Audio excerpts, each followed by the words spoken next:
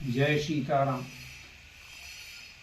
सभी दर्शकों को की मंगल कामना के लिए प्रभु श्री राम से प्रार्थना करते हैं। आज का विषय है प्रबोधनी एकादशी।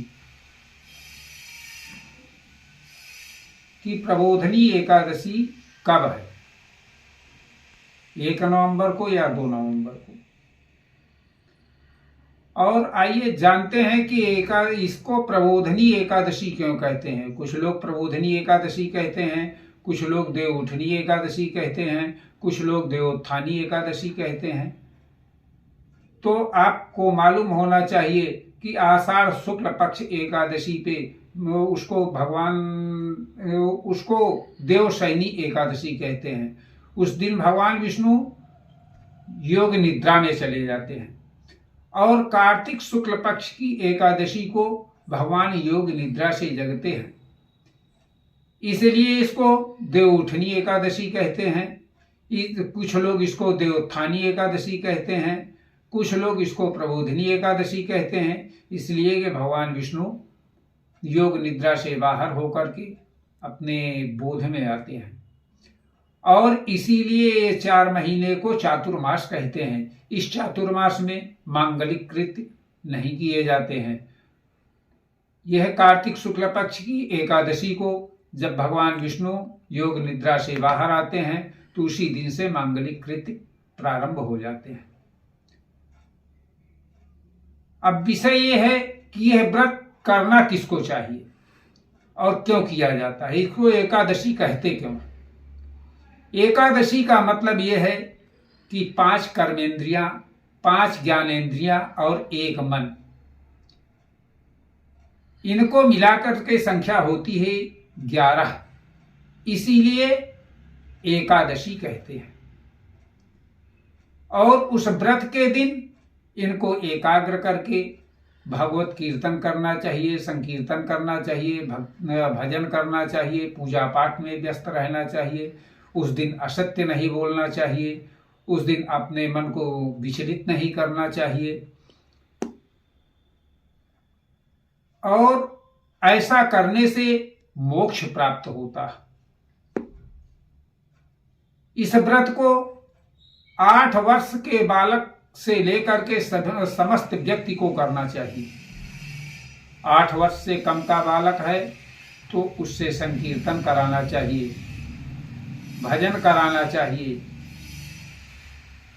और उसको व्रत नहीं रखना चाहिए। अगर कोई वृद्ध है, कोई असाध्य रोगी है, कोई गर्भवती महिला है तो उनके लिए भी शास्त्रों में बताया गया है कि उनको संकीर्तन कराना चाहिए, उनको व्रत नहीं रखना चाहिए। एकादशी का व्रत करने से हमारे कर्मों के अनुसार, मन के अनुसार, वाणी के अनुसार, नेत्र के अनुसार अगर कोई प्रायश्चित हुआ है तो उसका निवारण हो जाता है और मोक्ष प्राप्त होता है। इसलिए समस्त व्यक्ति को एकादशी का व्रत रखना चाहिए। जो व्यक्ति एकादशी का व्रत नहीं रहते हैं उनको भी एकादशी के दिन चावल नहीं खाना चाहिए और दिन भर व्रत रह करके सायंकाल को अगर भोजन करें तो उनका एकादशी का व्रत मान्य होता है। ऐसा एकादशी महात्म्य में कहा गया। भगवान श्री कृष्ण महाराज युधिष्ठिर से यह कहे हैं कि जो व्रत नहीं रह सकते हैं वो दिन भर व्रत रह करके एक शाम को भोजन करें, एक आहारी व्रत रहें तो एकादशी के व्रत में आता है।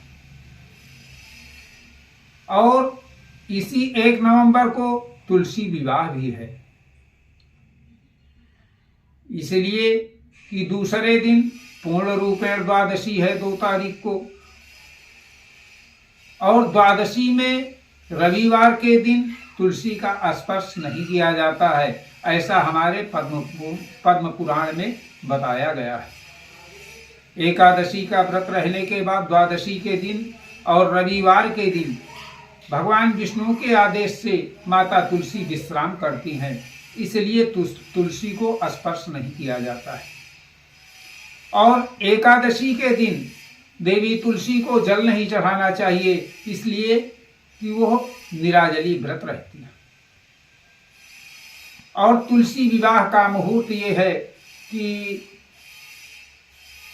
प्रातः काल से लेकर के दिन 3:30 तक का समय है, और दिन में 3:30 से भद्रा लग जाएगा।